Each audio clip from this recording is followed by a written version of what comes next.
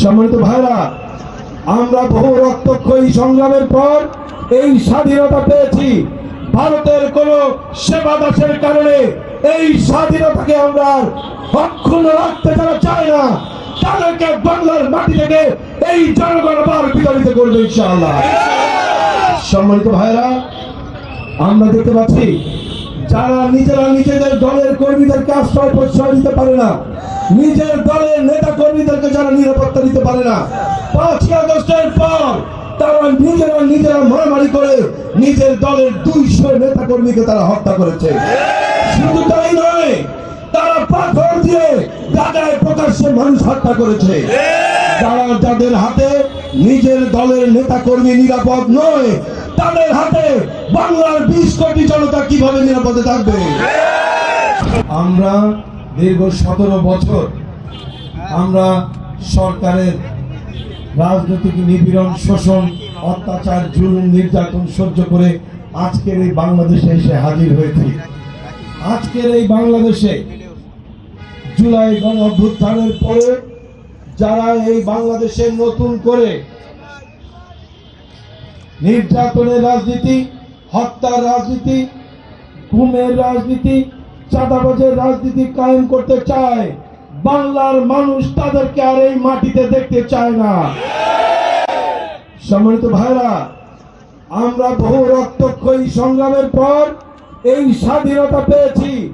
ভারতের কোন সেবা দাসের কারণে এই স্বাধীনতাকে আমরা অক্ষুণ্ণ রাখতে যারা চায় না, তাদেরকে বাংলার মাটি থেকে এই জনগণ আবার বিতাড়িত করবে ইনশাআল্লাহ। সম্মানিত ভাইরা, আমরা দেখতে পাচ্ছি যারা নিজেরা নিজেদের দলের কর্মীদেরকে আশ্রয় প্রশ্রয় দিতে পারে না, নিজের দলের নেতা কর্মীদেরকে যারা নিরাপত্তা দিতে পারে না, 5ই আগস্টের পর তারা নিজেরা মারামারি করে নিজের দলের 200 নেতা কর্মীকে তারা হত্যা করেছে। শুধু তাই নয়, তারা পাথর দিয়ে ঢাকায় প্রকাশ্যে মানুষ হত্যা করেছে। যাদের হাতে নিজের দলের নেতা কর্মী নিরাপদ নয়, তাদের হাতে বাংলার 20 কোটি জনতা কিভাবে নিরাপদে থাকবে? সম্মানিত ভাইরা, এজন্য এবার আমাদেরকে সিদ্ধান্ত নিতে হবে। এবার সিদ্ধান্ত নিতে হবে যে বাংলার মাটিতে আমরা আর কোন ফ্যাসিবাদের আশ্রয় দেব কি দেব না, বাংলার মাটিতে আর কোন অত্যাচার হবে কি হবে না, মিথ্যা মামলা, মিথ্যা সাক্ষী আর চলবে কি চলবে না, বাংলার মাটিতে চাঁদাবাজির রাজনীতি আর চলবে কি চলবে না, এই সিদ্ধান্ত এবার নিতে হবে। এই সিদ্ধান্ত নেওয়ার জন্য এবার বাংলাদেশের মানুষ পরিবর্তনের জন্য মুখিয়ে আছে। প্রিয় ভাইরা, এই কিছুদিনের মধ্যেই বাংলাদেশের প্রায় সবগুলি পাবলিক ইউনিভার্সিটিতে নির্বাচন হয়েছে, ঠিক না?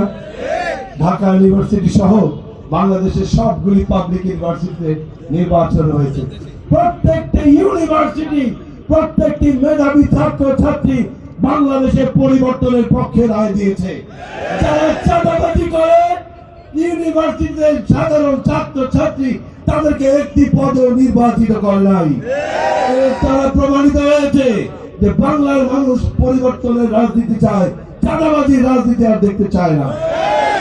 আমাদের মেধাবী ছাত্র ছাত্রীরা যদি পরিবর্তনের পক্ষে রায় দেয়, তাহলে ওই ছাত্র ছাত্রীর অভিভাবক যারা আমার সামনে বসে আছেন, আপনারা কি পরিবর্তনের পক্ষে আছেন?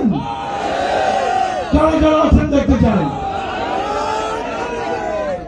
সম্মানিত ভাইরা, এবারের নির্বাচন হবে বাংলাদেশের সব থেকে বড় সিদ্ধান্ত নেওয়ার নির্বাচন। বাংলাদেশকে আমরা আর ওই 54 বছরের শাসন ব্যবস্থা ফিরে যেতে দেব না। বাংলাদেশে এবার চলবে ইনসাফ এবং ন্যায়ের শাসন, বাংলাদেশে চলবে ইসলামী শাসন, বাংলাদেশে আর দুঃশাসন করার ক্ষমতা কাউকে দেওয়া হবে না। সুতরাং এই দুঃশাসনের বিরুদ্ধে, অন্যায়ের বিরুদ্ধে ন্যায়ের পক্ষে একটি মার্কা আছে।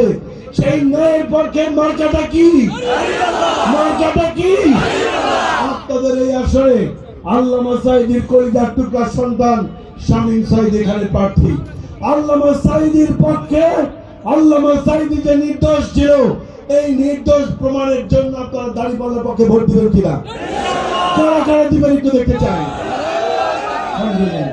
আল্লাহ তাআলা আমাদের হাতগুলিকে কবুল করেন। ইনশাআল্লাহ 12 তারিখে দাঁড়িপাল্লা মার্কার বিজয় নিয়ে আমরা ঘরে ফিরবো। এর আগে আর কেউ ঘরে ফিরে যাবো ইনশাআল্লাহ।